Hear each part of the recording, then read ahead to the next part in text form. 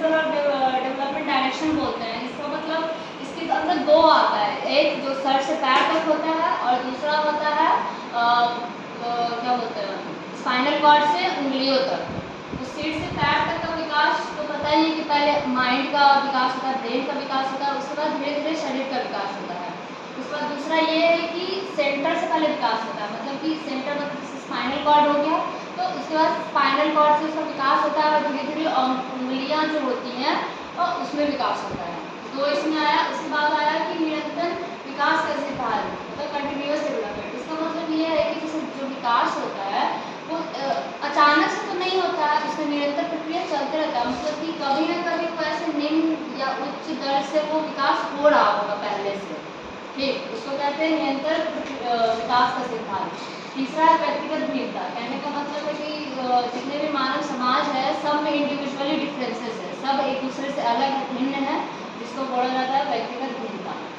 विकास क्रम का सिद्धांत कहने का मतलब है कि उसमें निरंतर विकास हो गया। ठीक, निरंतर विकास होने के बाद जो है जो बच्चा है वो धीरे धीरे पढ़ना स्टार्ट करता है। तो पहले ABCD से पढ़ेगा, उसके बाद धीरे धीरे वो आगे जो लॉजिकल थिंकिंग होता है उस पर जाता है। ये हो जाएगा विकास क्रम का सिद्धांत, वो क्रम के अनुसार चलता है। ठीक, बच्चा से लेकर जैसे 1 से उसको पढ़ाते हैं और क्रम के अनुसार धीरे धीरे 10th 12th ग्रेजुएशन तक लेके जाते हैं, उसको बोलते हैं विकास क्रम का सिद्धांत, थ्योरी ऑफ इवोल्यूशन। ठीक, उसके बाद है परस्पर संबंध का सिद्धांत। इसके अनुसार क्या होता है कि बालक के शारीरिक, मानसिक और सांवेगिक पक्ष के विकास में एक प्रकार का संबंध होता है। ठीक, कहने का मतलब है कि जो शारीरिक है, मानसिक और सांवेगिक है, और इस सब में अगर एक भी चूक रह गया, शारीरिक में चूक रह गया, ठीक, तो उसका आगे का डेवलपमेंट रुक जाएगा। समझ में आया?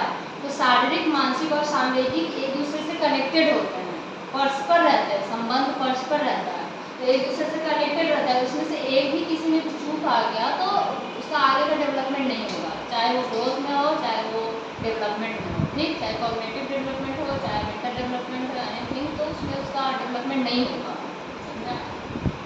उसके बाद है समान प्रतिमान का सिद्धांत, जिसको कहते हैं प्रिंसिपल ऑफ कॉमन पैटर्न। तो इसका कहने का मतलब ये है कि जीव जंतु का अलग पैटर्न से विकास होता है, फिर और मानव का अलग पैटर्न से विकास होता है। तो मानव का अलग पैटर्न से विकास होता है तो उसका एक कॉमन पैटर्न होगा विकास करने का।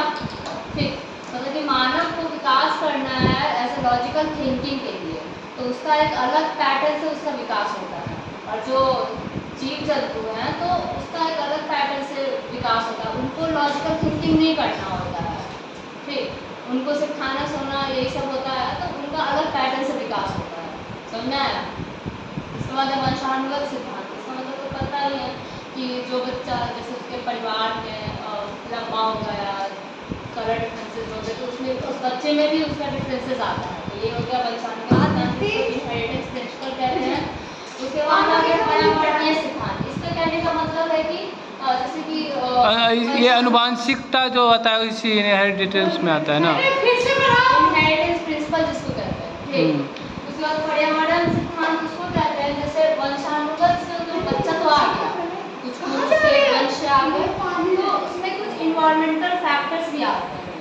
ठीक, धीरे धीरे अगर उसके इन्वायरमेंट में पूरा ऐसी चोरी करते हैं तो वो भी उसे चोरी करना सीखेगा ना, तो इन्वायरमेंटली फैक्टर्स अफेक्ट पड़ता है उस पर। ठीक, अगर उसके पूरे इन्वायरमेंट में अगर ऐसे लोग हैं जो सिर्फ लेखक हैं या लिखते हैं तो उस पर भी कुछ कुछ प्रभाव पड़ेगा उसका।